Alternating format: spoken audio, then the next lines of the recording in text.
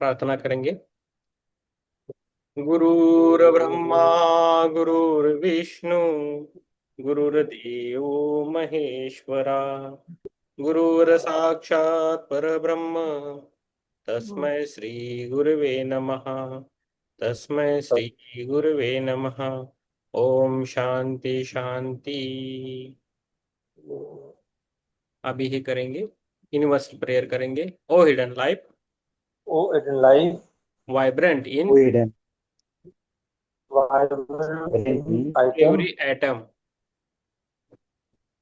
every item, every atom, O hidden light, O in Sweden light light, shining in shining in shining every creature, every creature, O hidden in love, O in love, Sweden embracing love, embracing all in oneness. embracing all in oneness. May all May all who feel themselves who feel themselves as one with thee as one with thee know they one are know they are therefore truly, therefore one with every other. therefore one with every other. one with हे गुड जीवन, ये गुप्त जीवन जो हर ये परमाणु गुप्त में जी जो हर परमाणु में हर स्पंदित है, प्रवाह में संदित है, हे गुप्त प्रकाश, ये गुप्त प्रकाश जो हर जीव में जो हर जीव में चमक रहा है, चमक रहा है, हे गुप्त प्रेम, ब्रह्म ये गुप्त प्रेम जो सबको ये गुप्त श्री जो सबको एकत्व में एकत्व में समेटे हुए हैं, समेटे हुए है, जो भी स्वयं को जो भी स्वयं को तेरे साथ तेरे साथ एक रूप महसूस करे, एक रूप महसूस करें, वे जान ले कि वे जान लें कि अन्य सभी के साथ अन्य सभी के साथ भी एक है। भी एक है। ओम शांति। यस, अभी हम जो किताब कर रहे हैं 19वीं बुक है थियोसॉफी की Kunjika, the key to theosophy, जो HP ब्लेवेट्स्की ने लिखी है। तो अभी हम कर रहे हैं पाठ, अध्याय 9वां कर रहे हैं, काम लोक और देवचन। इसके बारे में अभी आज हम जानेंगे। क्या है काम लोक, क्या है देवचन, मीन्स कुल पूछ रहे थे। तो इसमें कितनी पुष्टि क्या है, देवचन बड़ा है क्या पाठ, 90 से लेकर 101 है, तो हो जाएगा जल्दी। काम लोक और दिन 105 है, तो आज पढ़ना पड़ेगा थोड़ा, कितना होता है देखेंगे। यस, 109, 20 पेजेस है, 110 तक है, तो 20 पेजेस है, जितना होता है देखेंगे, नहीं तो हम ही करेंगे, ठीक है। काम लोक और देवचन, अध्याय 9वां है। निम्न तत्वों की नीति क्या है, ये समझेंगे। जिज्ञासु पूछता है, आपने काम लोक की बात कही थी, वो क्या है। अभी काम लोक के बारे में पूछ रहे हैं। पहले अभी पुनर्जन्म का हो गया, अभी काम लोक क्या है। ओके, जितना समझते हैं उतना समझेंगे, और भी हमें बहुत बुक्स है, तो धीरे धीरे हो जाएगी, चिंता मत कीजिए। हमें हमें नंबर नहीं निकालना है, अव्वल नहीं आना है, हमें सीखना है और आगे जाना है अपनी अपनी हिसाब से। आपने हाँ, तो आपने कामलोक के बात कही थी, वो क्या है। तो पूछते थियोसॉफिस्ट बोलते, मृत्यु होने पर मनुष्य के 3 निम्न तत्व उसे सदा के लिए त्याग देते हैं, स्थूल शरीर, प्राण और प्राणमय कोश या छाया शरीर, इतरिक। उसके पश्चात उसके 4 तत्व, काम मनस वासना शरीर और निम्न मन, और 3 उच्च तत्व कामलोक गुरुलोक में पहुंचते हैं। कामलोक एक गुरुलोकी या एस्ट्रल जगत या प्रदेश है। इसका ना तो कोई निश्चित क्षेत्र है और न सीमा, परंतु इसका आत्मनिष्ठ अस्तित्व है, अर्थात यह हमारे इंद्रिय बोध से परे है। फिर भी इसका अस्तित्व तो है ही। यहाँ पशुओं सहित सभी व्यक्तियों की वासना एस्ट्रल शरीर दूसरी मृत्यु की प्रतीक्षा करते हैं। पशुओं की दूसरी मृत्यु घोर लौकिक सत्वों के विघटन और उनके पूर्णतः क्षीण हो जाने पर हो जाती है। मनुष्य के वासना शरीर की मृत्यु तब प्रारंभ होती है जब आत्मा बुद्धि मनस का त्रय निम्न तत्वों में पृथक होकर देवचन, देवचन यानी स्वर्गलोक, कल पूछ रहे थे ना, देवचन यानी क्या है? देवचन यानी स्वर्गलोक पहुंचता है, देवचन यानी स्वर्गलोक। ओके, स्वर्गलोक को देवचन बोला गया है। अभी जितना से पूछता है पुनर्जन्म लेने वाला जीवात्मा देवचन में कब तक रहता है, तो स्वर्गलोक में पुनर्जन्म लेने वाला जीवात्मा कब तक रहता है, ऐसा पूछ रहा है प्रश्न। राम प्रसाद जी, समझ में आ रहा है आपको? आ रहा है ना सर? यस, हाँ, आपको आएगा पक्का। राजेंद्र जी, आप थोड़ा सुनिए, धीरे धीरे समझ में आएगा आपको, ठीक हाँ है? हाँ हाँ, ठीक। थियोसॉफिस्ट बोलते हैं ये पिछले जन्म की आध्यात्मिकता और गुण दोष पर निर्भर करता है। जैसा कि पहले कहा था, औसत अवधि 10 से 15 शताब्दियां हैं। ये पिछले जन्म की आध्यात्मिकता और गुण दोष पर निर्भर है। जैसे कि पहले कहा था, औसत अवधि 10 से 15 शताब्दियां हैं। 10 शताब्दियां मीन शताब्दी पता है ना आपको? तो ये 10 से लेके 15 तक बोली है, लेकिन कुछ ये जो हम जितना हम सरल समझते हैं उतना सरल है नहीं, और जितना जटिल समझते हैं उतना जटिल नहीं है। कुछ कुछ जीवात्मा है ना, एक दिन में भी वापस आ सकती है। ठीक है, आप समझ रहे हैं मैं क्या बोल रहा हूँ? कुछ कुछ जीवात्मा एक दिन में भी आती है, और कुछ कुछ आत्मा जो है हजारों साल भी लगाती है।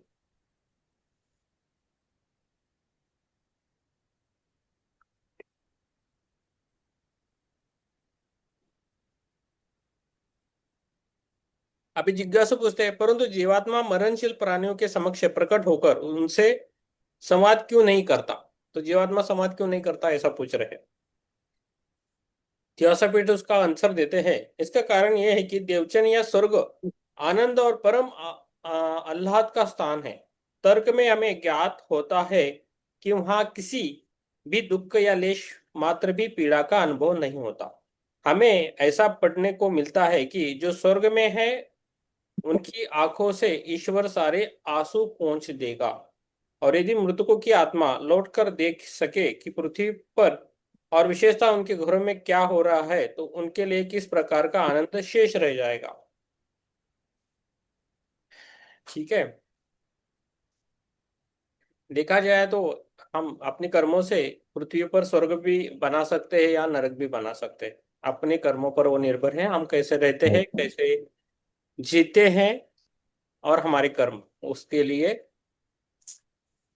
जिम्मेदार होते हैं। थियोसॉफिस्ट शुद्ध आत्माओं के लौटने में विश्वास क्यों नहीं करते? तो थियोसॉफिस्ट शुद्ध आत्माओं के लौटने में विश्वास क्यों नहीं करते, ऐसा प्रश्न है। तो जितना से पूछता है कि आपका क्या अभिप्राय है इसके, इससे उनके आनंद में बाधा क्यों पड़ेगी? अभी थियोसॉफिस्ट बोलते हैं, एक उदाहरण ले ले। एक माँ की मृत्यु हो जाती है, वह अपने पीछे अपने प्यारे छोटे असहाय बच्चों को और संभवतः अपने प्रिय पति को भी छोड़ जाती है। हमारा कहना है कि उसकी जीवात्मा पूरे देवचन काल में पिछली देहात्मा की श्रेष्ठतम भावनाओं से व्याप्त है। के ये है। तो क्या है, एक उदाहरण ले ले कि एक माँ की मृत्यु हो जाती है, वो अपने पिछले अपने प्यारे छोटे असहाय बच्चों को और संभवतः अपने प्रिय पति को भी छोड़ जाती है। हमारा कहना है कि उसकी जीवात्मा पूरे देवचन काल में पिछली देहात्मा की श्रेष्ठतम भावनाओं से व्याप्त है। अपने बच्चों के लिए प्रेम, दुखियों के प्रति करुणा आदि अश्रुओं की घाटी से वह अब पूरी तरह निकल आई। उसका भावी आनंद उन कष्टों की सुखद विस्मृति में निहित है जिन्हें वह पीछे छोड़ आई है। हमारे अनुसार देवचन का आनंद इस विश्वास में निहित है कि उसने पृथ्वी को कभी छोड़ा ही नहीं है, और पृथ्वी जैसी कोई चीज ही नहीं है। उसकी मृत्यु परांत आत्मिक चेतना उसे यही सोचने देंगे कि वह अभी भी अपने बच्चों और प्रियजनों के बीच रह रही है। उस शरीर विहित स्थिति में कोई भी वह संपर्क, कोई भी वह कड़ी छूटेगी नहीं, तो उसकी पूर्ण और परम प्रसन्नता के लिए आवश्यक हो। प्रेम और करुणा का नियम ही ऐसा है। प्रत्येक देवचन काल में अपने आप में सर्वज्ञ जीवात्मा एक प्रकार से अपनी पिछली देहात्मा का प्रतिबिंब धारण कर लेता है। इन अमृत स्वर्ग में जाता है तो अपना जो पिछला जो वाला जन्म है, अभी कोई मर गया तो स्वर्ग लोग गया तो वो अपना रूप लेके वो जाता है स्वर्ग में, जीवात्मा। उसके हिसाब से उसको फल मिलता है। हमने जीवात्मा के नियम इस बुक में पढ़ा था। तो स्वर्गलोक में कैसा रहता है, स्वर्गलोक में भी टाइप है, दो तीन उच्चतर है, एक दो तो है। दो, उसके कर्मानुसार उसे आनंद फल सब कुछ मिलता है। प्रेम और करुणा का नियम ही ऐसा ही है। प्रत्येक देवचन काल में अपने आप से सर्वज्ञ जीवात्मा एक प्रकार से अपनी पिछली देहात्मा का प्रतिबिंब धारण कर लेता है। इस अमृत इस अमृत अमृत इन अमृत और इसलिए स्थायी और शाश्वत गुणों जैसे प्रेम और करुणा, सत्य, शिव और सुंदर के प्रति प्रेम तो जीवित देहात्मा के हृदय में सदैव गुंजित होते हैं। का सार तत्व मृत्यु के पश्चात जीवात्मा में संबंध हो जाता है और इसलिए देवचन में उसके साथ जाता है। अतः कुछ समय के लिए जीवात्मा पृथ्वी पर पिछले मानव का आदर्श प्रतिबिंब बन जाता है, परंतु वह सर्वज्ञ नहीं होता। यदि ऐसा होता तो वह कभी देवचन में होता ही नहीं। तो कोई भी सर्वज्ञ नहीं, तो सर्वज्ञ है तो वो तो स्वर्गलोक में भी नहीं रहेगा, उसके ऊपर जाएगा, सत्यलोक में भी जाएगा। ठीक है, उससे ऊपर भी लोक है।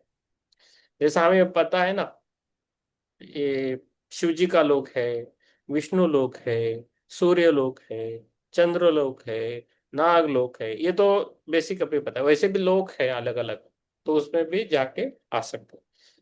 ब्रह्मलोक है ना। तो ये सब लोक है तो वो उसमें जाके आते हैं।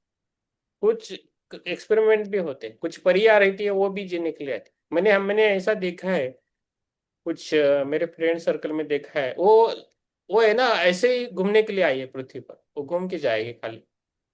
उनको इससे कुछ ललचा नहीं, वो फिर से वो परी बन जाएगी, फिर से वो अप्सरा बन जाएगी। ऐसे लोग भी है, ऐसे भी लोगों को मैंने देखा है। उनको कुछ ये नहीं है। ओके। जिज्ञासु, आपके अनुसार इसका क्या कारण है? थियोसॉफिस्ट पूछता है। इसका कारण है कि शाश्वत सत्य के अतिरिक्त सब माया है। उस सत्य का न रूप है, न रंग और न कोई सीमा, न माया के आवरण को हटा सका। और ये है महान सिद्ध पुरुष और दीक्षित व्यक्ति, उसे किसी देवचन की आवश्यकता ही नहीं। जहां तक साधारण मरणशील व्यक्ति का प्रश्न है, देवचन में उसका आनंद पूर्ण होता है। इसका अर्थ है उस सब को सबकी पूर्ण स्मृति, जिससे से पिछले जन्म में उसे कष्ट या दुख हुआ है, इस बात तक की विस्मृति की दुख या कष्ट जैसे भी कोई चीज होती है। अपने दो जन्मों के बीच की अवधि में देवचनवासी को वह सब प्राप्त हो जाता है जिसकी उसने व्यर्थ की आकांक्षा की थी, और उन सबका साथ मिल जाता है जो उसे पृथ्वी पर प्रिय थे। उसकी समस्त आकांक्षाओं की पूर्ति यहाँ होती है। इस प्रकार सैकड़ों वर्ष का लंबा जीवन वो विशुद्ध आनंद के साथ बिताता है, और भौतिक जीवन में भोगे कष्टों की यही शतपूर्ति है। संक्षेप में वह अखंड आनंद के सागर में स्नान करता रहता है। देखो है ना, जब भी हमें आनंद होता है, जो हमें अच्छा लगता है, जब आनंद मिलता है वो क्षण भागते हैं, बहुत जल्दी खत्म होते हैं। और जब दुख के क्षण आते हैं तो उनको टाइम लगता है उसको जाने के लिए, है ना। तो जिज्ञासु पूछते हैं, परंतु वो ये तो साधारण नहीं, उन्माद पूर्ण भ्रांति है। अभी थियोसॉफिस्ट पूछते हैं, आपकी दृष्टि से, नहीं, थियोसॉफिस्ट बोलते हैं कि आपकी दृष्टि में ऐसा होगा, परंतु हमारे दर्शन के अनुसार नहीं। ये सोचना कि पापों, अपराधों और विश्वासघातों को देखकर तथा जिन प्रिय जनों से मृत्यु ने उसे अलग कर दिया है, उनकी कष्टों को देखकर सहायता न कर पाने की स्थिति में भी आत्मा आनंद का अनुभव कर पाएगी, केवल पागल बना देने वाला विचार है। तो जैसे हमने देखा है कि ये जो क्या है, जो अंगुली राम का है ना, अंगुली राम, या इसका भी स्टोरी हमने सुना है रामायण वाल्मीकि जी का। तो वाल्मीकि जी के लिए एक साधु पूछता है, या बुद्ध के भी स्टोरी है ऐसा, कि पूछता है कि तुम किसके लिए करो। वो बोलता है मेरी फैमिली के लिए कर रहा हूँ, ये जिसको मार रहा हूँ, इसको मार रहा हूँ, उसको मार रहा हूँ। तो बोलता है आप फैमिली को पूछ के आओ। वो पत्नी को पूछता है ये इसका, और मेरे पाप का तुम भागीदार बनोगे क्या? तो वो बोलती है नहीं, मैं क्यों बनूं। बेटा भी वही बोलता है। तो वो वापस आके वो चेंज होता है और अपने वो सभी कर्मा चेंज करता है, तभी उसका वो आल्या का वाल्मीकि बन गया, ऐसा भी बोलता है ना, स्टोरी है। तो कितना ये है हमें नहीं पता, लेकिन जो हमने सुना है, थोड़ा बहुत पढ़ा है, यही बोल रहे हैं। ठीक है। तो जिज्ञासु का प्रश्न है, आपका तर्क विचारणीय है, मैं स्वीकार करता हूं कि मैंने कभी इसे इस दृष्टि से नहीं देखा। थियोसॉफिस्ट बोलते हैं, ठीक है, केवल पूर्णता स्वार्थी और न्यायपूर्ण भावना से रहित ही इस प्रकार की कल्पना कर सकता है। हम उन सबके साथ होते हैं जिनसे हमारा भौतिक संपर्क समाप्त हो गया है। जीवित अवस्था की अपेक्षा हम अब उनके कहीं अधिक निकट होते हैं। ये देवचनवासी की कोरी कल्पना नहीं होती, जैसा कि कुछ लोग सोचे, बल्कि एक वास्तविकता होती है, क्योंकि विशुद्ध देव प्रेम केवल मानव हृदय की अभिव्यक्ति नहीं है, उसकी जड़ें तो शाश्वतता में होती है। आध्यात्मिक पवित्र प्रेम अमर होता है, और जिनमें जिनमें ऐसा पारंपरिक आध्यात्मिक स्नेह होता है कि कर्म देर सबेर उन्हें उसी परिवार समूह में जन्म दिलाकर मिला देता है। भले ही आप इसे भ्रांति कहे, हम कहते हैं कि मृत्युपरांत प्रेम में एक जादू, एक दिव्य क्षमता होती है, और यह जीवित व्यक्ति को प्रभावित करती है। एक प्रेममयी माँ की जीवात्मा जिन काल्पनिक बच्चों को अपने निकट देखती है, उनके साथ वो उतने ही वास्तविक आनंद के साथ रहती है जैसे कि पृथ्वी पर, और उसके इस प्रेम का अनुभव उन शरीरधारी बच्चों को सदैव होगा। ये उनके सपनों और प्राय बहुत सी घटनाओं में व्यक्त होगा, ईश्वरीय सुरक्षा और बचाव के रूप में, क्योंकि ये एक दिक् काल की में या सीमाओं से परे एक सशक्त रक्षा कवच है। देवचनवासी माँ के समान ऐसा ही उन सभी मानवीय संबंधों में भी होता है, जो पूरी तरह स्वार्थपूर्ण और सांसारिक नहीं होते। ओके, तो ये है। जिज्ञासु पूछता है, तब तो आप जीवित और देवहित जीवात्मा के बीच किसी भी संवाद संवाद की संभावना को स्वीकार नहीं करते। तो तब तो आप जीवित और देवहीन जीवात्मा के बीच किसी भी संवाद की संभावना को स्वीकार नहीं करते। अभी थियोसॉफिस्ट बोलते हैं, हाँ, इस नियम के दो अपवाद है। एक तो व्यक्ति की मृत्यु के कुछ दिन बाद तक वह तक तथा जीवात्मा के देवचन पहुंचने से पूर्व।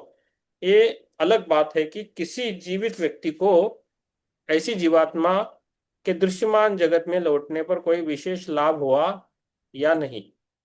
कुछ अपवाद स्वरूप परिस्थितियों में यह संभवतः हो भी सकता है। ऐसा तब होता है जब किसी विशेष उद्देश्य से मरने वाले व्यक्ति की लौटने की तीव्र इच्छा उसकी उच्च चेतना को जागरूक रहने के लिए बाध्य करती है, और इसलिए वह वास्तव में जीवात्मा होती है जो सप्रेषण करती है। परंतु सामान्यतः मृत्यु के पश्चात जीव स्तब्ध हो जाता है, और हमारे अनुसार शीघ्र ही देवचन से पूर्व की अचेतनता प्राप्त कर लेता है। दूसरा अपवाद निर्माण कार्य में देखने को मिलता है। तो ये बोल रहे कि सभी आत्माएं देवचन को स्वर्ग को जाती है क्या, ऊपर जाती है? नहीं, कुछ आत्माएं इधर रहती है। कुछ लोग है ना, बुला के पकड़ के रखते हैं। कुछ मरे हुए अपने जो घर वाले रहते हैं उनको पकड़ के भी रख सकते हैं। वो बोलते हैं कि नहीं मत जाओ, इधर ही रहो, उनको पीछे लगते हैं। नहीं तो वही जो उनको मरने के बाद क्या करना है वो समझ में नहीं आता, वो भी आत्मा उधर रहती है। तो उससे क्या होता है, दो चीजें होती है। उसको, उस आत्मा को जब घर में या खेत में या किधर भी हो, तो आप उसका ख्याल रखोगे तो आपका वो ख्याल रखेगी। लेकिन आप उसका ख्याल नहीं रखोगे तो आपको वो श्राप बन के आती है, तो आपको घर में वो प्रॉब्लम देती है। तो उसको पितृ शाप बोलते हैं ना, पितृ शाप वगैरह वो रहती है वैसे। बाहर वाले तो अलग रहते हैं, लेकिन घर में भी ऐसा होता है।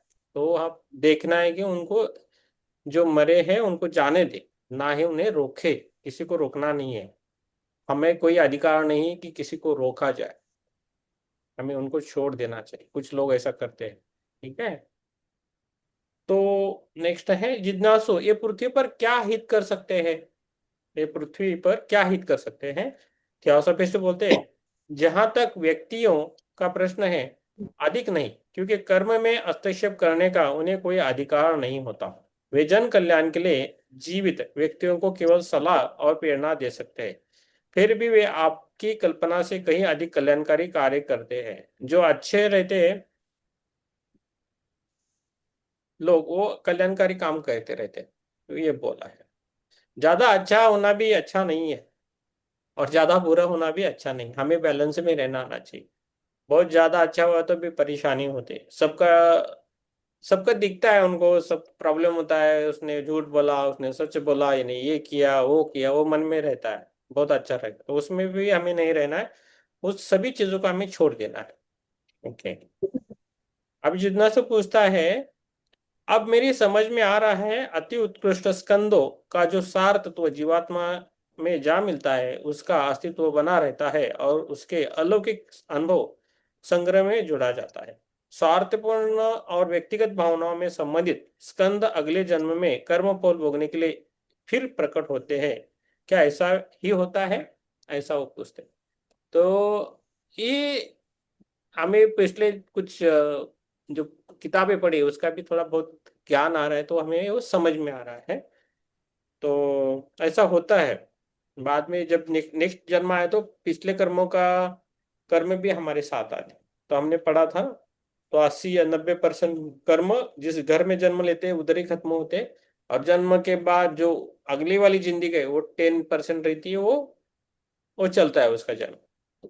तो जहां हम जन्म लेते हैं वहां मेन रहता है, तो हम भी घर, फैमिली, जगह सब कुछ ढूंढ के आते हैं। ओके, तभी हमें मिलता है, सब ये प्लान रहता है। ठीक है। अभी तिहासपीठ बोलते हैं लगभग ऐसा ही है, इसमें और जोड़ लीजिए कि कर्म के अनुसार उच्च और आध्यात्मिक गुणों का सुफल देवचन में तो मिलता है। प्रश्न क्या था? अब मेरे समझ में आ रहा है अति उत्कृष्ट स्कंदों का जो सार तत्व जीवात्मा में जा मिलता है उसका अस्तित्व बना रहता है और उसके अलौकिक अनुभव संग्रह में जोड़ा जाता है। स्वार्थपूर्ण और व्यक्तिगत भावनाओं में संबंधित स्कंद अगले जन्म में कर्म फल भोगने के लिए प्रकट होते हैं। क्या ऐसा ही होता है ऐसा पूछ रहे हैं। तो तिहासापीठ उसका आंसर देते हैं कि क्या है कि आ, लगभग ऐसा ही है। इसमें ये और जोड़ लीजिए कि कर्म नियम के अनुसार उच्च और आध्यात्मिक गुणों का सुफल तो देवचन में तो मिलता ही है, उनका लाभ पृथ्वी पर भी उनके और अधिक विकास के अवसर के रूप में भी मिलता है, और उपयुक्त जीवात्मा को इसके लिए शरीर भी उपलब्ध होता है। तो अच्छे कर्म हुए तो वो स्वर्ग में भी रहता है, स्वर्ग में जब पृथ्वी पर आता है तब भी उसको अच्छा जीवन मिलता है अपना विकास करने के लिए। तो ये भी इधर लिखा है। तो मनुष्य पंच स्कंदों का एक कहाँ स्टार लगा था? स्टार स्टार लगा था, हमने देखा नहीं। पंच स्कंदों का अर्थात परिवर्तन तत्वों का संग्रह मात्र है, इसका विवरण पृष्ठ संख्या पर दिया जा सकता है। यस, स्कंदों के बारे में है, स्कंदों के बारे में था इसलिए इधर है। ओके। यस, एक कर्म और जन्म कैसे आते हैं इसके बारे में है। अब स्कंदों के विषय में कुछ शब्द है। अभी जिज्ञासु पूछते हैं स्थूल शरीर की मृत्यु के पश्चात देहात्मा के निम्न स्कंदों का क्या होता है? क्या वे बिल्कुल ही नष्ट हो जाते हैं? तो उसका उत्तर है, थियोसॉफिस्ट बोलते हैं हो भी जाते हैं और नहीं भी। आपके लिए एक और दार्शनिक और गुढ़ रहस्य अध्यात्मा के व्यवहार के लिए तो वे नष्ट हो जाते हैं, परंतु कर्म फल के लिए बीज रूप में विद्यमान रहते हैं। भौतिक जगत में सक्रिय होने के लिए वे प्रतीक्षा करते रहते हैं ताकि जीवात्मा के पुनर्जन्म लेने पर वे नई देहात्मा के साथ जुड़ सके। तो क्या बोलते हैं? भौतिक जगत में सक्रिय होने के लिए वे प्रतीक्षा करते रहते हैं ताकि जीवात्मा के पुनर्जन्म लेने पर वे नई देहात्मा के साथ जुड़ सके। समझ में आ रहा है राम प्रसाद जी? यस, आपको आना है। यस। अभी प्रश्न है, 1100 का प्रश्न है। ये तो वास्तव में मेरे लिए समझ पाना बहुत ही कठिन है। तो थियोसॉफिस्ट उसको कैसे समझ जाते हैं देखना है। ये कठिन नहीं होगा यदि आप एक बार समस्त विवरणों को आत्मसात आत्मसात कर ले, तब आपको ये स्पष्ट हो जाएगा कि तर्क, सुनिश्चितता, गंभीर दर्शन, ईश्वरीय न्याय और औचित्य की दृष्टि से पुनर्जन्म जैसा कोई अन्य सिद्धांत पृथ्वी पर नहीं है। ये एक विश्वास है प्रत्येक पुनर्जन्म लेने वाली जीवात्मा की निरंतर प्रगति का, बाह्य से अंतर तथा भौतिक से आध्यात्मिक विकास का, और प्रत्येक अवस्था के अंत में दिव्य तत्व से पूर्ण का जी एकत्व का जीवात्मा की नीति है। निरंतर सशक्त होने जाना, एक लोक के सौंदर्य और पूर्णता से दूसरे लोक के अधिक सौंदर्य और पूर्णता को प्राप्त करना, प्रत्येक चक्र में कई भव्यता, नए ज्ञान और शक्ति के सोपान चढ़ना। इस प्रकार जीवात्मा प्रत्येक जन्म और जगत में स्वयं अपना मुक्तिदाता बन जाता है। तो इस प्रकार जीवन प्रत्येक जन्म और जगत में स्वयं अपना मुक्तिदाता बनता है। तो हमारा जो मेन जो ईश्वर है वो हमारा कर्म है। मैं हमेशा याद रखिए, मैं आज बोल रहा हूँ, हमारा मेन जो है वो ईश्वर है। बाकी देव है, गुरु है। गुरु आपको उस कर्मों, आपको ईश्वर के, ईश्वर है उसका फल आपको कैसा मिले उसके लिए हेल्प कर, आपके सच्ची जो राह दिखाते हैं वो गुरु रहते हैं। देव भी अपना अपना काम करते रहते हैं, सभी लोग अपना अपना काम करते रहते हैं, है ना। ये है। ठीक है। तो अभी आगे है। जिज्ञासु पूछते हैं, बहुत से लोगों की रुचि ये जानने में है कि क्या मृत्यु के पश्चात हमारी चेतना का अस्तित्व बना रहता है। क्या सांसारिक जीवन की अपेक्षा देवचन में हमें अधिक ज्ञान होता है, तो स्वर्गलोक में क्या अधिक ज्ञान मिलता है क्या, तो हमारा चेतना रहती है क्या। हमारे आत्मा भी एक चेतना है, इसे इसे हमें याद रखना है। हमारी सोल है, जो आत्मा है, वो भी एक चेतना है। आत्मा का भी वेट रहता है, चेतना का वेट नहीं। चेतना है, एक चेतना है, ऊर्जा है, हम उसे हमेशा याद रखें। ओके। अभी थियोसॉफिस्ट बोलते हैं ये एक प्रकार से हम अधिक ज्ञान प्राप्त कर सकते हैं। इसका अर्थ है कि किसी भी उस क्षमता को और विकसित कर सकते हैं जिस से हमें प्रेम था और जिसके लिए हम जीवन में प्रयत्नशील थे, परंतु वह क्षमता अमृत और आदर्श चीजों से संबंधित होनी चाहिए, जैसे संगीत, चित्रकला, कविता आदि, क्योंकि देवचंद सांसारिक जीवन में सूक्ष्म और आत्मनिष्ठ स्वरूप का ही जारी रहना है। तो क्या बोलते हैं, हम जीवन में प्रयत्नशील थे परंतु वह क्षमता अमृत और आदर्श चीजों से संबंधित होनी चाहिए, जैसे संगीत, चित्रकला, कविता आदि, क्योंकि देवचंद सांसारिक जीवन के सूक्ष्म और आत्मनिष्ठ स्वरूप का ही जारी रहना है। तो स्वर्ग में तो आनंद ही आनंद है, तो इसलिए बोलते हैं स्वर्ग अच्छा है। ठीक है ना। तो आगे है। जिज्ञासु, यदि देवचन में जीवात्मा पदार्थ से मुक्त होता है तो उसे पूर्ण ज्ञान क्यों नहीं होना चाहिए। यदि देवचन में जीवात्मा पदार्थ से मुक्त होता है तो उसे पूर्ण ज्ञान क्यों नहीं होना चाहिए। तो स्वर्गलोक से, देवचन यानी स्वर्गलोक। थियोसॉफिस्ट बोलते हैं क्योंकि जीवात्मा को एक प्रकार से अपने पिछले जन्म की स्मृति बनी रहती है। देवचन की स्थिति, सर्वलोक की स्थिति सर्वदा सर्वज्ञता ही की नहीं होती। यह तो तभी समाप्त हुई व्यक्ति के जीवन का इंद्रियान्वित नैरंतर्य होता है। यह तो जीवन में के कठोर परिश्रम से जीवात्मा का विश्राम है।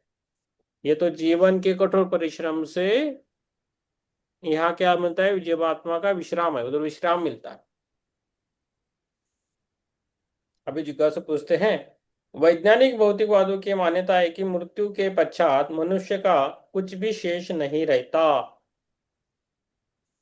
मनुष्य शरीर के तत्व संबंधित तत्वों से मिल जाते हैं, जिसे हम जीवात्मा कहते हैं। वह केवल शरीर यंत्र संबंधी क्रिया से उत्पन्न एक अस्थायी आत्मा चेतना है, जो भाप की तरह उड़ जाएगी।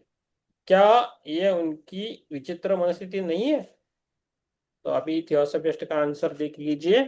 थियोसॉफिस्ट बोलते हैं कि मुझे तो बिल्कुल भी विचित्र नहीं लगता यदि वे कहते हैं कि आत्मचेतना शरीर के साथ समाप्त हो जाती है, तो वे अनजाने अनजाने की एक भविष्यवाणी करते हैं।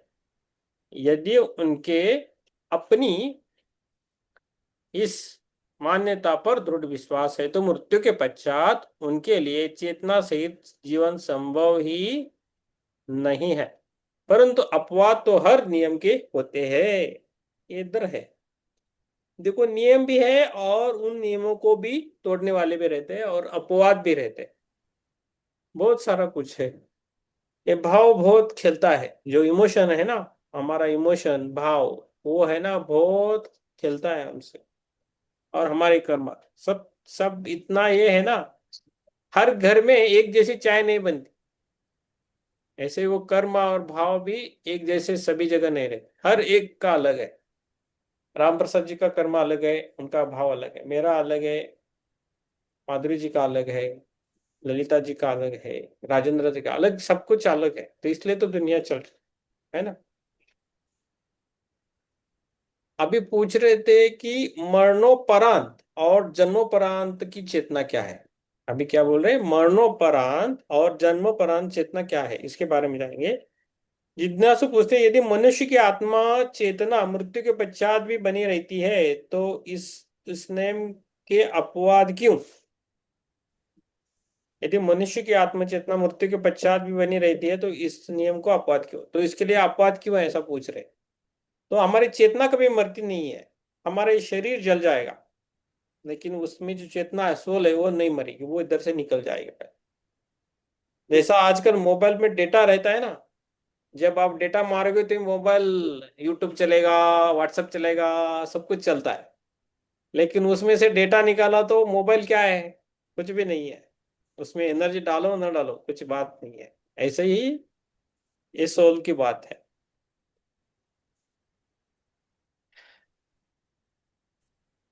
यदि मनुष्य की आत्मचेतना मृत्यु के पश्चात भी बनी रहती है तो इस नियम को के अपवाद क्यों। थियोसॉफिस्ट उसका उत्तर देते हैं, आत्म आत, आध्यात्मिक जगत के आधारभूत सिद्धांतों में कोई अपवाद नहीं होते, परंतु नियम उनके लिए भी है जो देख पाते हैं और उनके लिए भी जो अंधे ही बने रहना पसंद करें। तो नियम तो सबके लिए सेम रहते हैं। देखो पॉइजन है वो पॉइजन है, आंख बंद कर खाए या खुली आंखें से, तो पॉइजन का इफेक्ट है। जैसा शक्कर खाएंगे तो स्वीट लगेगी ना, शक्कर खाएंगे तो स्वीट लगेगी, ऐसी बात है। अभी अगला प्रश्न है कि बिल्कुल ठीक है, यह तो अंधे व्यक्ति का मति भ्रम है। बिल्कुल ठीक है, ये तो अंधे व्यक्ति का मति भ्रम ही है कि सूर्य को न देख पाने के कारण वो उसके अस्तित्व को अस्वीकार करता है, परंतु मृत्यु के पश्चात उसकी आध्यात्मिक आंखें उसे देखने के लिए बाध्य करेगी। क्या आपका यही अभिप्राय है। तो अंधे को सूर्य नहीं दिखेगा तो बोलेगा सूर्य नहीं है, लेकिन मृत्यु के बाद उसको पता चलेगा है। तो ऐसा ही है क्या, ऐसा पूछ रहा है। तो इसका उत्तर क्या है देख लीजिए।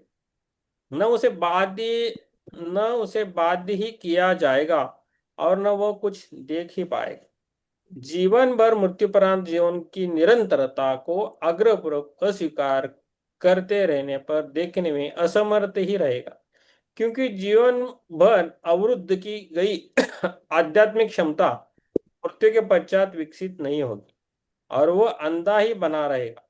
कर्म तो निरंतर क्रियाशील रहता है। अपने मरणोपरांत जीवन में हम केवल उन्हीं का फल प्राप्त करते हैं जो स्वयं हमने जीवन में बोए हैं। जो हमने जो कर्म किए वही हमें वापस आता है।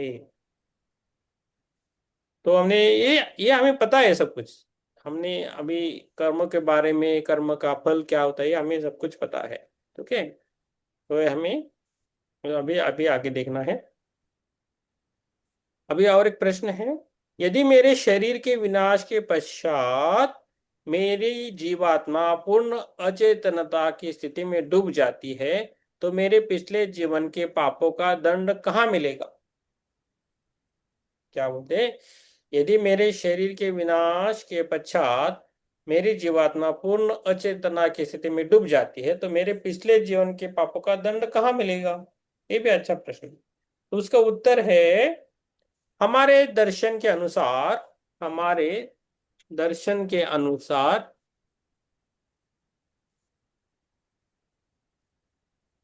सॉरी हमारे दर्शन के अनुसार जीवात्मा को कर्मों का दंड अगले जन्म में मिलता है। Okay, Sandeep ji page number 99 तक आ गए। ठीक है, पेज नंबर 99।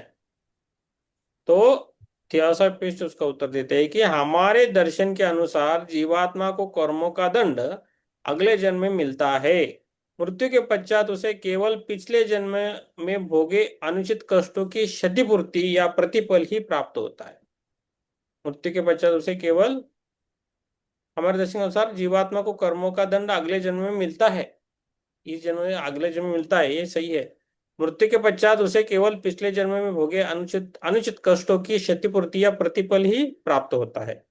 तो कष्टों, कभी कभी कर्म फल यथार्थता उसके कर्मों में संबंधित नहीं होते, तो ऐसे कष्टों के लिए वो वास्तव में क्षतिपूर्ति का अधिकारी होता है। क्षतिपूर्ति, ठीक है। तो हमारे दर्शन के अनुसार क्या है, जीवात्मा को कर्म का दंड अगले जन्म में मिलता है। मृत्यु के पश्चात उसे केवल पिछले जन्म में भोगे अनुचित कष्टों की क्षतिपूर्ति या या प्रतिफल ही प्राप्त होता है। मृत्यु के पश्चात भौतिकवादी तक के लिए यदि कोई दंड है तो किसी प्रतिफल पुरस्कार का अभाव और अपने आनंद और विश्राम का पूर्ण विस्मृति है। कर्म तो भौतिक देहात्मा की उत्पत्ति है। कर्म तो भौतिक देहात्मा की उत्पत्ति है, ये तो सही है। दृश्यमान व्यक्तित्व रूपी वृक्ष में फल कार्यों के नहीं अपितु विचारों और भावनाओं तक के, परंतु कर्म नियम दयालु माता भी है। वो जीवात्मा को नए कष्ट देना प्रारंभ करने से पहले पिछले जीवन के घावों को भर देती है। वो जीवात्मा को नए कष्ट देने प्रारंभ करने से पहले पिछले जीवन के घावों को भर देती है। यह कहा जा सकता है कि मृत्यु धर्मा व्यक्ति के जीवन में कोई भी मानसिक या शारीरिक कष्ट ऐसा नहीं होता जो पूर्व जन्म में किए किसी पाप का प्रत्यक्ष फल और परिणाम न हो। जो पिछले जन्म का कर्म है वही हम भोग रहे हैं, इस जन्म के जो कर्म है वो अगले जन्म हम भोगेंगे। परंतु उसे अपने वास्तविक जीवन में उसकी लेश मात्र में स्मृति नहीं रहती। उसे लगता है कि वह ऐसे दंड का भागी कदापि नहीं है और इसलिए सोचता है कि वह बिना किसी अपराध के ही कष्ट भोग रहा है। केवल इसी कारण वह अपने मृत्युपरांत जीवन में पर्याप्त सांत्वना, विश्राम और आनंद का अधिकारी हो जाता है। हमारी जीवात्मा के लिए मृत्यु एक मुक्तिदाता और मित्र के रूप में आती है। हमारी जीवात्मा के लिए मृत्यु एक मुक्तिदाता और एक मित्र के रूप में आती है। यदि भौतिकवादी, पेज नंबर 100 यदि भौतिकवादी बुरा व्यक्ति है तो अपनी भौतिक वादिता के होते हुए भी उसको 2 जन्मों के बीच का जीवन बालक के अटूट और शांत निद्रा के समान होगा, जो या तो पूर्णता स्वप्न रहित होगी या ऐसे दृश्यों में परिपूर्ण जिनका उसे स्पष्ट भान नहीं होगा। सामान्य मनुष्य के लिए वह स्वप्न जीवन के समान सुस्पष्ट और वास्तविक आनंद और दृश्यों में परिपूर्ण होगा। ठीक है, यस, ठीक है। अब है ना आगे ये पढ़िए आप संदीप जी। जिज्ञासु तब तो व्यक्ति सदैव ही आंखें नीचे जीवात्मा द्वारा किए कर्मों का दंड भोगता रहे। थियोसॉफिस्ट ऐसा बिल्कुल नहीं है। मृत्यु के गंभीर क्षण में चाहे मृत्यु अचानक ही क्यों न हो, प्रत्येक मनुष्य अपने पिछले जीवन को संपूर्ण विस्तार के साथ अपने सामने गुजरते देखता है। कुछ क्षण के लिए देहात्मा का सर्वज्ञ जीवात्मा से एकाकार हो जाता है, परंतु यह क्षण जीवन भर क्रियाशील कारणों की संपूर्ण श्रृंखला को उसे दिखाने के लिए पर्याप्त होता है। वह जैसा है वैसा अपने आप को देखता और समझता है, बिना मिथ्या प्रशंसा या भ्रांति के। अपने जिस जीवन क्षेत्र को वह छोड़ रहा है उसे वह एक दर्शक की भांति देखता है। जो कुछ भी उसने भोगा था उसके पीछे न्याय को वह देख और समझ पाता है। जिज्ञासु, क्या ऐसा हर किसी के साथ होता है? थियोसॉफिस्ट, बिना किसी अपवाद के ऐसा कहा जाता है कि बहुत ही अच्छे और पवित्र लोग उस जीवन को ही नहीं जिसे वो त्याग रहे हैं, बल्कि उससे कुछ पहले जीवनों को भी देख पाते हैं, जिनमें उत्पन्न कारणों से वे इस समाप्त होने वाली जीवन में जैसे थे वैसे बन पाए। वे कर्म नियम की संपूर्ण भव्यता और न्यायपूर्णता को स्पष्ट देख पाते हैं। जिज्ञासु, क्या पुनर्जन्म से पहले भी इसी प्रकार का कुछ होता है? थियोसॉफिस्ट, हाँ। जिस प्रकार मृत्यु के समय मनुष्य अपने समाप्त होने वाले जीवन को देखता है, उसी प्रकार पुनर्जन्म से पूर्व देवचन की स्थिति से जागने पर जीवात्मा अपने प्रतीक्षार्ता भावी जीवन का निर्दर्शन करता है और इसकी प्राप्ति के कारणों को समझ पाता है। इन सब को समझकर वह अपने भविष्य के दर्शन करता है। देवचन और पूर्वजन्म के बीच जीवात्मा अपनी पूर्ण मानसिकता चेतना पुनः प्राप्त कर लेता है। बहुत ही अल्प समय के लिए वह पुनः वही देव हो जाता है जो कर्म नियम के परिपालन से पूर्व नीचे उतरकर हाड़ मास के मनुष्य शरीर में जन्म लेने से पहले था। सूत्रात्मा अपने समस्त मोतियों पिछले जन्मों को देख पाता है, उनमें से कोई भी छूटता नहीं। विनाश का वास्तविक अर्थ क्या है? जिज्ञासु, मैंने कुछ थियोसॉफिस्टों को कहते सुना है कि सूत्रात्मा में उनके जीवन परियों रहते हैं। इससे उनका क्या अभिप्राय है? थियोसॉफिस्ट, हिंदू धर्म ग्रंथों में ऐसा कहा जाता है कि जो बार बार जन्म लेता है वह सूत्रात्मा ही है। इसका शाब्दिक अर्थ है सूत्र रूपीय आत्मा। यह जीवात्मा बुद्धि से युक्त मनस का पर्यायवाची है। इसमें हमारे समस्त पिछले जन्मों की मानसिक स्मृति रहती है। इसे सूत्रात्मा इसलिए कहते हैं क्योंकि जैसे एक सूत्र में अनेकों मोती पिरो दिए जाते हैं, वैसे ही एक सूत्र में पिछले समस्त मानव जन्मों की श्रृंखला पिरो दी जाती है।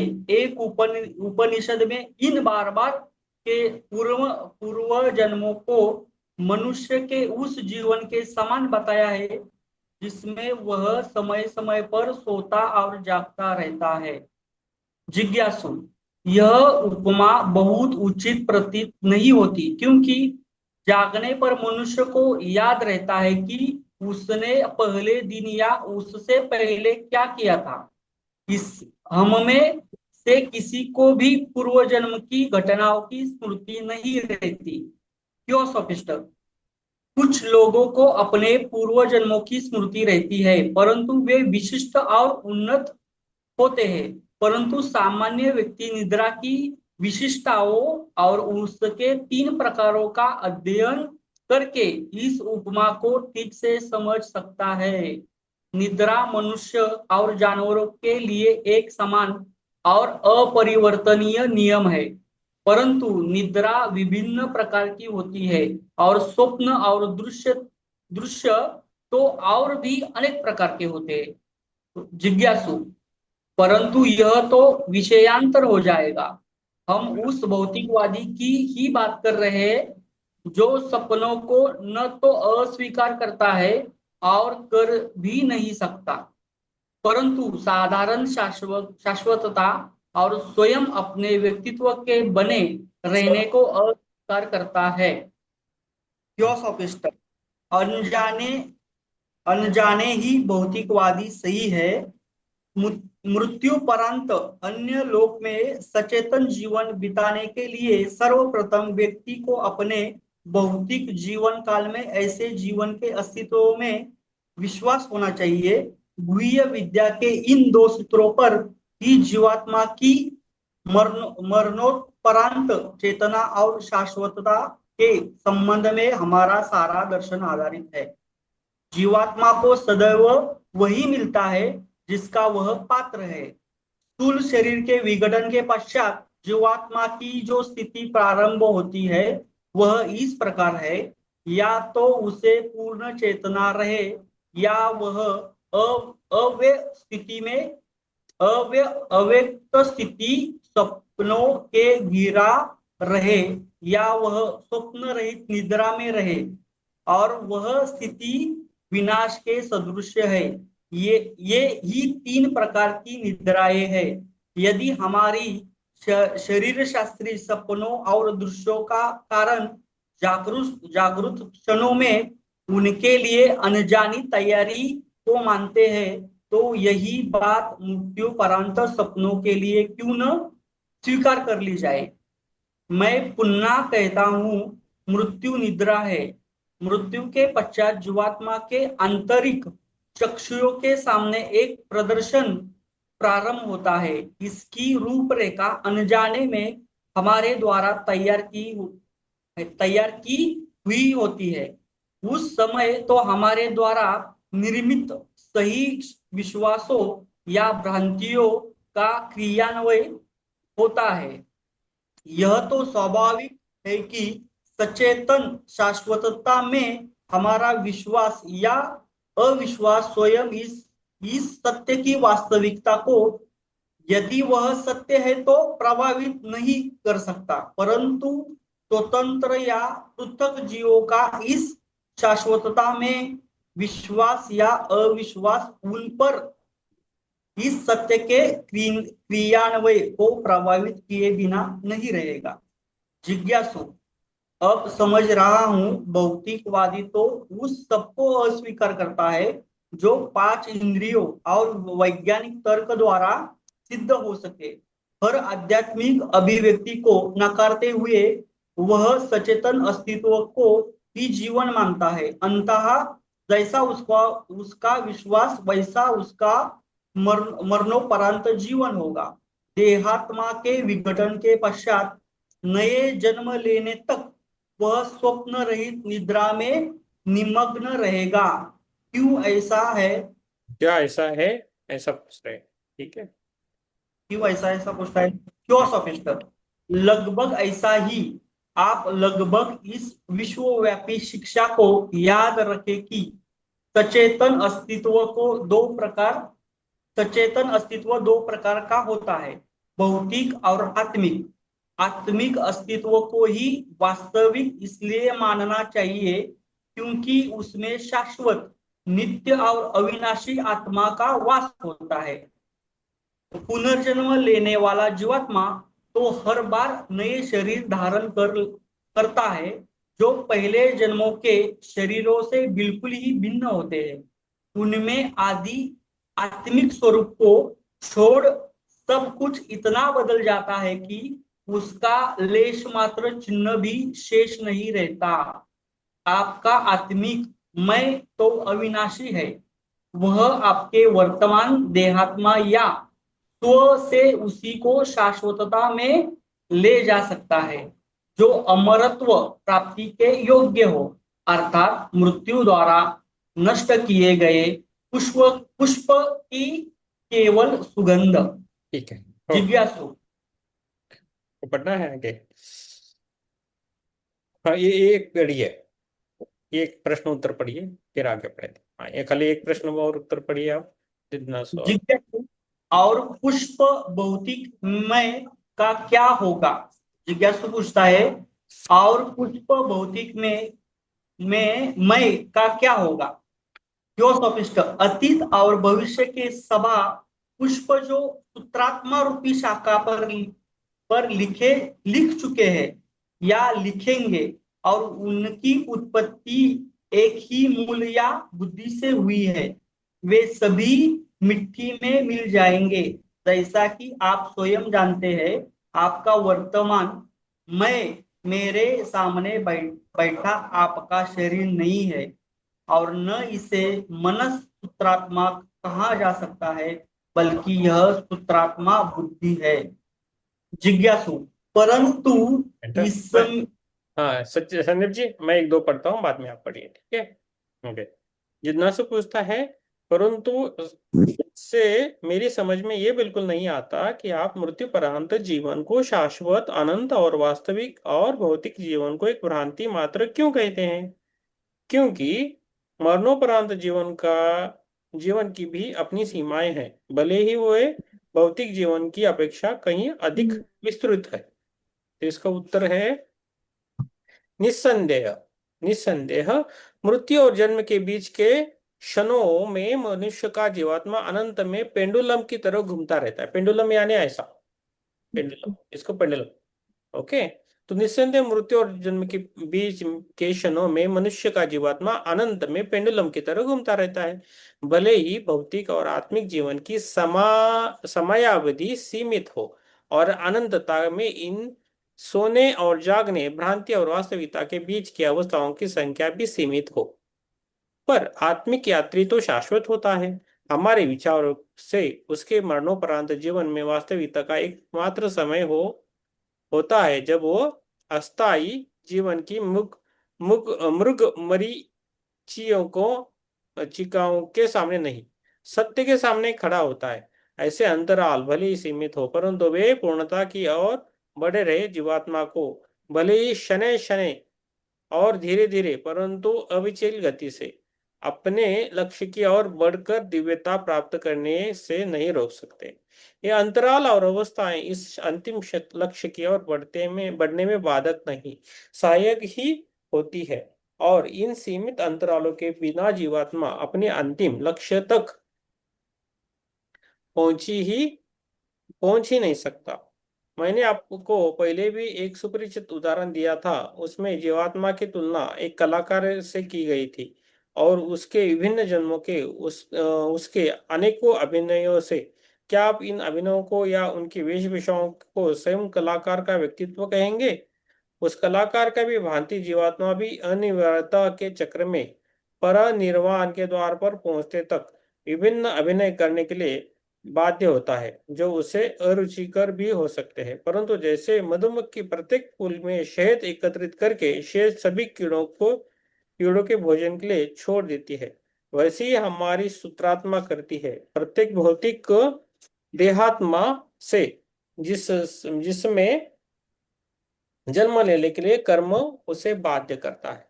आध्यात्मिक गुणों और आत्म चेतना का अमृत पात्र ही एकत्रित करके सूत्रात्मा अपने प्रारंभिक अवस्था में निकल भव्य देवता के रूप में व्यक्त होता है। तो जो सूत्रात्मा होती है ना, वो बोले हमारे 777 जन्म होते हैं एक्चुअली। ओके, तो हमारे पहले 700 जन्म नॉर्मल रहते हैं, उसके बाद के 70 अच्छे वाले होते हैं, बहुत अच्छे वाले, और जो 7 है वो एकदम हाई लेवल के होते हैं, ऋषि मुनि वगैरह ऐसा में जाते हैं। तो 7 से 777 हमारे माने गए हैं। ठीक है, अभी है जिज्ञासु। तब तो ऐसा लगता है कि भौतिक देहात्मा के लिए अमरत्व कभी भी एक अपेक्षित अवस्था है, तो क्या अमरत्व हमें अपने आप में एक अपेक्षित अवस्था नहीं है? क्या सपिष्ट बोलते हैं नहीं, अमरत्व असत का स्पर्श भी नहीं कर सकता, क्योंकि अमरत्व और शाश्वतता उसी के लिए है जो सत्य है या सत्य से अद्भुत है। पदार्थ या प्रकृति आत्मा का दूसरा छोर है, फिर भी दोनों एक है। इन सबका सार आत्मा, शक्ति और पदार्थ अर्थात एक में ही तीनों आदि और अंत रहते हैं। परंतु इस त्रिपद एकत्व द्वारा अपने जन्मों के समय अपनाए स्वरूप उनकी बाध्यता निश्चित ही हमारे व्यक्तिगत विचारों के भ्रांति मात्र है। इसलिए हम निर्वाण और विश्वव्यापी जीवन को ही वास्तविकता मानते हैं। जीवन, भौतिक जीवन और भौतिक व्यक्तित्व को और देवचन यानी स्वर्गलोक। ओके, भौतिक जीवन और भौतिक व्यक्तित्व को और स्वर्गलोक में उसके जीवन तक को हम भ्रांति का ही स्वरूप मानते हैं। तो स्वर्गलोक तक भ्रांति रहती है। ये जो बाहर चल रहा है कुछ सच है ऐसा नहीं है, भ्रांति भी हो सकती है, लेकिन हमारे अंदर जो है वो सत्य है। इसे हमें अपनाना है, हमेशा याद रखना है। ठीक है, पढ़िए, और 2 पेजेस है, खत्म करेंगे। चलो, मैं तो रोकना। यदि मृत्युपरांत पढ़िए पढ़िए। जिज्ञासु, यदि मृत्युपरांत जीवन भौतिक जीवन के कष्टों के प्रति न्याय और समुचित प्रतिफल पर आधारित है, तो भौतिकवादियों के लिए, जिनमें बहुत से अच्छे और उदार व्यक्ति होते हैं, उनकी देहात्मा का एक मुरझाए फूल के अवशेष के समान कुछ शेष न रहे, यह समझ में नहीं आता। क्या यह विनाश नहीं है? क्यों सोफिस्ट? नहीं, भौतिकवादी कितना ही अविश्वासी क्यों न हो, उसके आध्यात्मिक व्यक्तित्व अर्थात जीवात्मा का सदा के लिए विनाश नहीं हो सकता। यह तो इसी प्रकार है जैसे अपने रेल यात्रा में कोई बहुत गहरी नींद सो जाए और रास्ते के बहुत से स्टेशनों की न तो उसे स्मृति रहे और न उनका भान।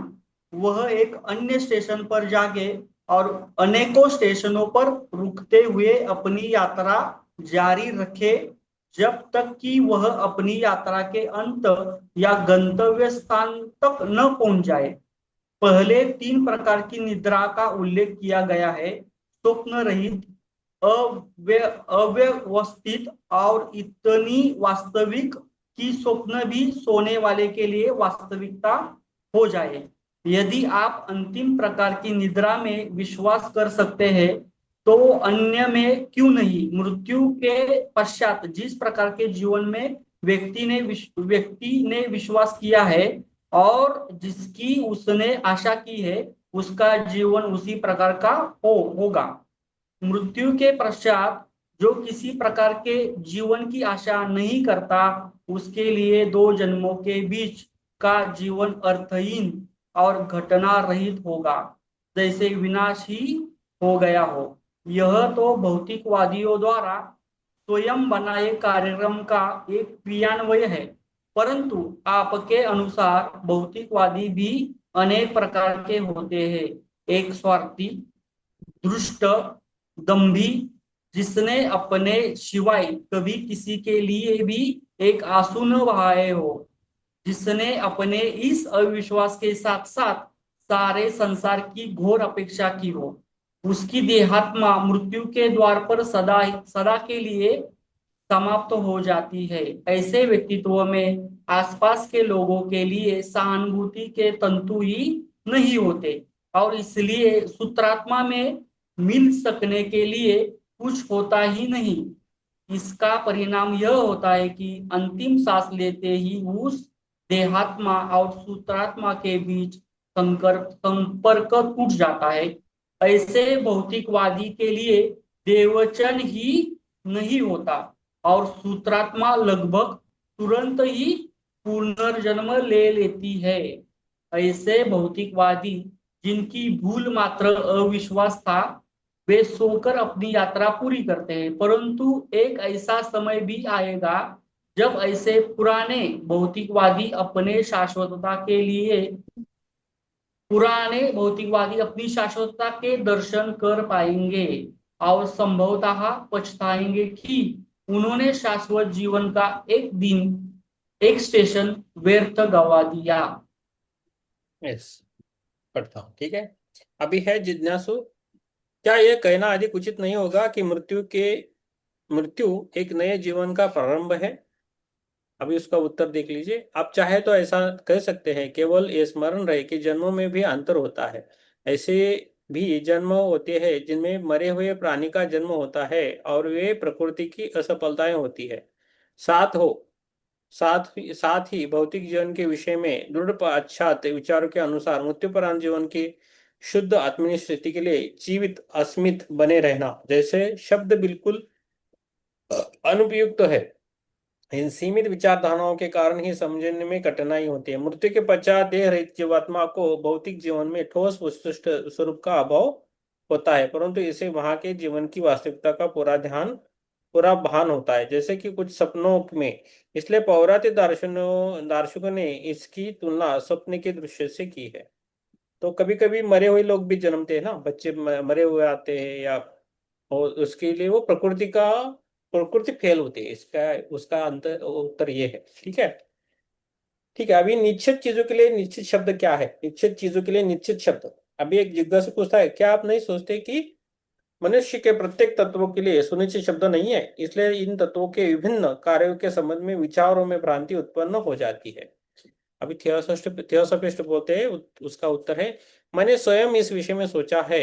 सारी कठिनाई इसलिए उत्पन्न हुई कि इन तत्वों का उल्लेख तथा इनकी व्याख्या करने में हमने संस्कृत शब्दावली में प्रारंभ किया और थियोसॉफिस्ट के उपयोग के लिए उसी समय समानार्थी अंग्रेजी शब्द नहीं बनाए। हम इसे अब सुधारने का प्रयत्न करें। तो क्या बोल रहे हैं? सूत्र के प्रारंभ किया और थियोसॉफी के उपयोग के लिए उस समय समानार्थी अंग्रेजी शब्द नहीं बनाए। तो अंग्रेजी जो है वह धीरे धीरे वो बढ़ रही है, उसके पहले ज्यादा शब्द नहीं थे। 26 है, ठीक है। यहाँ पढ़िए, संदीप जी पढ़िए आप। जिज्ञासु, यह अच्छा ही होगा और इससे और भ्रांति उत्पन्न नहीं होगी, क्योंकि मुझे लगता है कि कोई भी दो थियोसॉफिकल लेखक समान तत्व के लिए समान शब्द का प्रयोग नहीं करते। थियोसॉफिस्ट, यह भ्रांति उतनी है नहीं जितनी दिखाई देती है। आत्मा, हायर सेल्फ तो अवयव रहित है, इससे भी अधिक वह सदैव ही अगोचर है, क्योंकि आत्मा वास्तव में ब्रह्म है।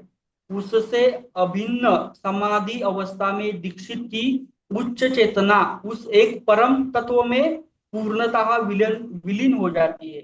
इसलिए उस एक से तदाकार होने पर दृश्यमान कुछ रहता ही नहीं।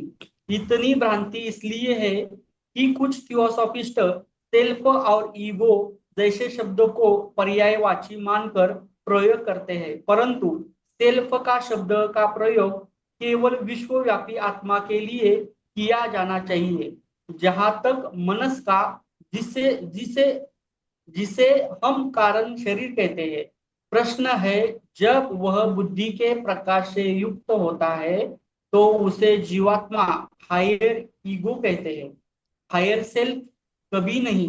बुद्धि, स्पिरिचुअल सोल भी आत्मा सेल्फ नहीं है, बल्कि आत्मा का वाहन या कोश है। अन्य सभी आत्मा सेल्फ को उनके विशेषण के साथ ही प्रयोग करना चाहिए, जैसे जीवात्मा इंडिविजुअल या व्यक्तित्व सेल्फ या देहात्मा पर्सनल सेल्फ। संक्षेप में है, थोड़ा डबल पढ़ता हूं। मनस का, जिसे जिसे हम कारण शरीर कहते हैं, प्रश्न है, जब वह बुद्धि के प्रकाश से युक्त होता है तो उसे जीवात्मा, हायर ईगो कहते हैं। हायर सेल्फ कभी नहीं। बुद्धि, स्पिरिचुअल सोल भी आत्मा सेल्फ नहीं है, बल्कि आत्मा का वाहन या कोश है। अन्य सभी आत्मा सेल्फ को उनके विशेषण के साथ ही प्रयोग करना चाहिए, जैसे जीवात्मा इंडिविजुअल या व्यक्तित्व सेल्फ या देहात्मा पर्सनल सेल्फ। संक्षेप में, आत्मा, हायर सेल्फ, यह विश्वव्यापी परमात्मा से अभिन्न है। यही हमारा ऊपर वाला ईश्वर है। दिव्यात्मा या बुद्धि, स्पिरिचुअल या डिवाइन ईगो, स्पिरिचुअल सोल, मनस तत्व से युक्त होने पर ही इसे दिव्यात्मा कह जा सकता है, अन्यथा तो यह आत्मा का वाहन है। जीवात्मा, इनर या हायर ईगो, पांचवा तत्व बिना बुद्धि के सहयोग के मनस कहलाता है। बुद्धि मनस मिलकर ही जीवात्मा स्थायी व्यक्तित्व, इन इंडिविजुअलिटी या पुनर्जन्म लेने वाला जीवात्मा, री इनकारनेटिंग ईगो कहलाता है। हाँ, थोड़ा ही बचा है। देहात्मा, हाँ। लोअर या पर्सनल ईगो, हाँ, थोड़ा ही बचा है। अर्थात हाँ। स्थूल शरीरधारी मनुष्य। हाँ, अर्थात स्थूल शरीरधारी मनुष्य और उनका निम्न लोअर सेल्फ, अर्थात पाश्विक वृत्तियां, कामना, इच्छाएं आदि, इसे ही देहाभिमानी व्यक्तित्व, फाल्स पर्सनैलिटी कहते हैं। इसमें निम्न मन और वासना शरीर कामरूप सम्मिलित है, जो स्थूल शरीर और छाया शरीर इथरिक डबल के माध्यम से कार्य करते हैं। एक अन्य तत्व है प्राण, लाइफ। वास्तव में तो यह आत्मा की विश्वव्यापी जीवन की निम्न या भौतिक स्तर पर व्यक्त शक्ति है। प्राण या जीवन समस्त दृश्यमान जगत में व्याप्त है। इसे तत्व इसलिए कहा गया है क्योंकि इसका होना एक अनिवार्यता है, और यह जीवित मनुष्य की दिव्य विभूति है। यस, हो गया। Thank you. Yes, thank you. Yes, किसी को कुछ पूछना है पूछ सकते हैं, हम भी ध्यान करेंगे। ठीक है। यस, जिसको कैमरा खोलना है खोल सकते हैं, जिसको बैठना है बैठना है। देर होगी, करें क्या ध्यान।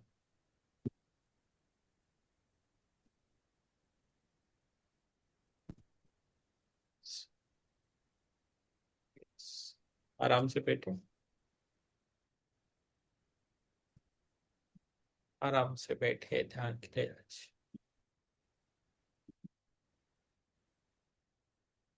क्या आप चाहे तो डाल के बैठ सकते हैं।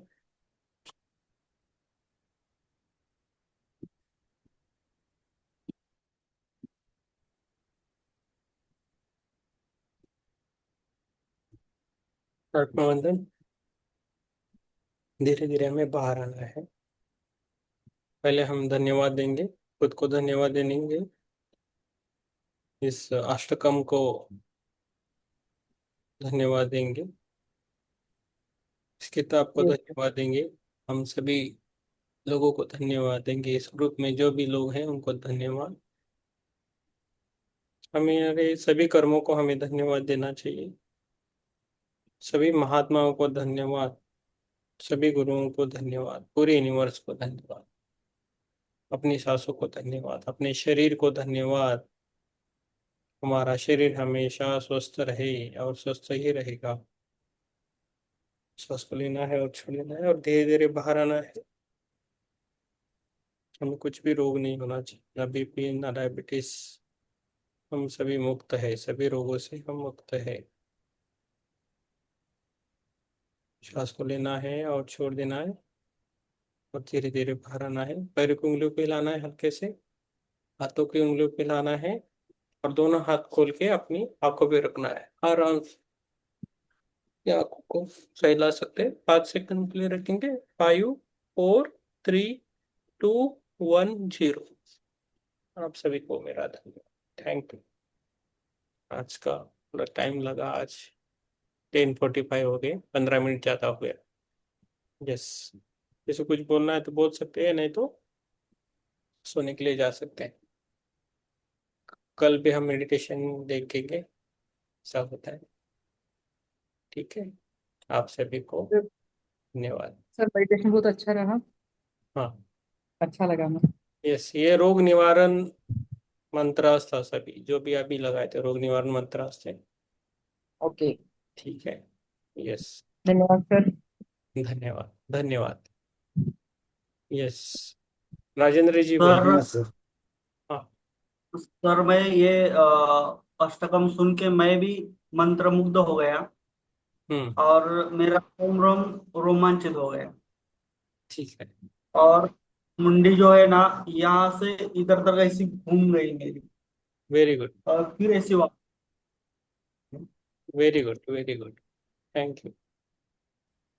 यस, और कौन है? यस, यस, राम प्रसाद जी बोलिए।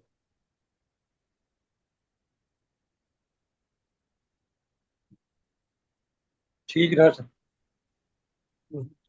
आपको ऐसा लगे आप थक गए हो, आप नींद आ रही है, आप सोने के लिए जा सकते हो, ऐसा कुछ ये नहीं है। ठीक है। नहीं, मुझे मुझे ऐसा नहीं लगा है। हाँ, नहीं, आपने सबको लिए बोला, ज्यादा शरीर को ये मत कीजिए। ठीक है, मन नहीं हो रहा। यस, बोलिए, और कौन बोलना है? यस, ललिता जी बोलिए। आज मुझे नींद नहीं आ रही है, उल्टा आज बहुत फ्रेश लग रहा है, हाँ। एनर्जेटिक। कल परसों 2-3 दिन मुझे कैसे नींद आई समझ में नहीं था, पर आज ये जो आपने लगाया था वो महाकथा का जो वो सुन के आई थिंक मुझे मैं चार्ज हो गई हूँ। Very good, thank you. धन्यवाद। धन्यवाद। संदीप जी का हो गया, योगिता जी ने बोला। यस, ज्योति मैम, विवेक और उनके माता जी। यस। बहुत अच्छा रहा सर। यस। और काफी गहरा भी रहा। बहुत बहुत धन्यवाद सर। यस, अलग था आज का। अलग रहा। हाँ। Thank you. मैं हमें आत्मोन्नत सर। आत्मवंदन। हम्म। गाना अच्छा रहा sir, thank you sir. Thank you. और मम्मी का, मम्मी करती है ना? हाँ हाँ, यस, अच्छा रहा सर। यस, यार अच्छा है। Very good, very good, very good. ऊर्जा मिलती है सबको। आप ऐसा करते हो को तो आपको सरप्लस ऊर्जा होती है, ऐसा करते बैठते हैं ना, कभी कभी ऐसा होता है, तो ऊर्जा मिलती है आपको, सरप्लस होती है, बाहर आने की कोशिश करती है। पीछे पीछे की तरफ जाते हैं हाँ, सर। ऐसे ऐसे जाते हैं ना पीछे, तो आपको ऊर्जा हाँ। आ रही है। ये उसका ऊर्जा का ये है। ऊर्जा अंदर तक जा रही है और ऊपर बाहर आ रही है, अभी बाहर आने की कोशिश करें तभी हम पीछे होते हैं। ठीक है, आपके लिए अच्छा है। कल मिलेंगे फिर 9 बजे। कुछ कल कुछ हुआ तो मैं दोपहर को मैसेज वगैरह डालूंगा, होगा क्या नहीं। कल वो मैडम का नहीं होगा, वो गई है। ठीक है, अब ये पुस्तक होने के बाद ये 2 दिन में दूसरी पुस्तक मैं आपको बोल देता हूँ कौन सी लेनी है। ठीक है, तो वो इतवार को कार्यक्रम कहाँ है सर? कल का कार्यक्रम मापसा वाला वो हम्म, कैंसिल हुआ मैडम, बाद में वो कैंसिल होगा। है? हाँ, वो मैडम गई अच्छा। अभी उड़ीसा, भुवनेश्वर। कल अच्छा। एक कल प्रोग्राम है वो, कनकौली में बोल रहे, लेकिन अभी मैंने फिक्स नहीं किया जाना या नहीं। इसका है, थियोसॉफी का है, सेंटर ओपन हो रहा है कनकौली में। ठीक है, देखेंगे। अभी नहीं हो रहा है, पूछेंगे। हम्म, ठीक है फिर, बाकी सब ठीक है। कल मिलेंगे, रेडी रहे, जरा जल्दी आइए आप। राम प्रसाद जी आए थे, संदीप जी का ये चल रहा है टैब का, योगिता जी 10 बजे आती है, माधुरी जी ऑन टाइम है, ज्योति मैम को ऑफिस वगैरह रहता है तो लेट होता है। ठीक है, योगिता जी को भी कुछ तो काम रहेगा इसलिए। और राजेंद्र जी आते हैं, 9 बजे से पहले आए थे राजेंद्र जी, बहुत अच्छा। ठीक है, थैंक हाँ, यू। बीच बीच में रेंज आता है सर बारिश की वजह से। वो भी कम हो जाए, धीरे धीरे कम हो जाएगा, मैं बोलता हूँ। ठीक है, थैंक यू। थैंक यू सभी को, शुभ रात्रि, कल मिलेंगे। बस, thank you, thank you Sandeep ji.